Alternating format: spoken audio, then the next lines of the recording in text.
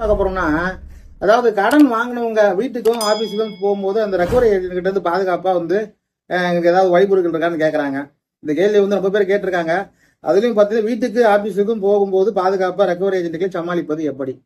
அதாவது இது நிறைய விஷயங்கள் நான் சொல்லியிருக்கேன். இப்ப ரெக்கவரி ஏஜென்ட் வந்து பாத்தீங்கன்னாக்கா ஒரு பெரிய பூச்சாட்டி மாதிரி ஆயிட்டான். எப்பவுமே வந்து இவங்க வந்து பார்த்தாலே மக்கள் வந்து பயப்பட வேண்டியதுனால ஒரு ஹஸ்பண்ட் ஒய்ஃப் கேள்வி கேட்டிருக்காங்க. அந்த மாதிரி சார் நாங்கள் 2 பேருமே வந்து ஒரு 5 லட்சம் வாங்கியிருக்கோம், 30 லட்சம் கிட்ட வாங்கியிருக்கோம். ஆப்பிள் ஒன்று எல்லாம் சேர்த்து உள்ள வருது. லவ் மேரேஜ் பண்ணிட்டதுனால வீட்லேயும் சப்போர்ட் இல்லை. இந்த மாதிரி சார் வாடகை வீட்டில் தான் இருக்கும். ரெக்கவரி ஏஜென்ட் வர ஆரம்பிச்சிட்டாங்க. 2 மாசமா கட்டாமல் விட்டுட்டோம் சார். இப்போ வந்து கட்டுறா கேட்குறாங்க.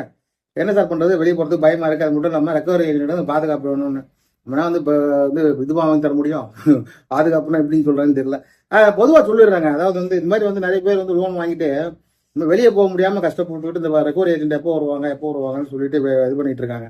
அதாவது இவங்களுக்கு பொறுத்த வரைக்கும் என்ன பண்ணலாம் அப்படின்னு கேட்டிங்கன்னா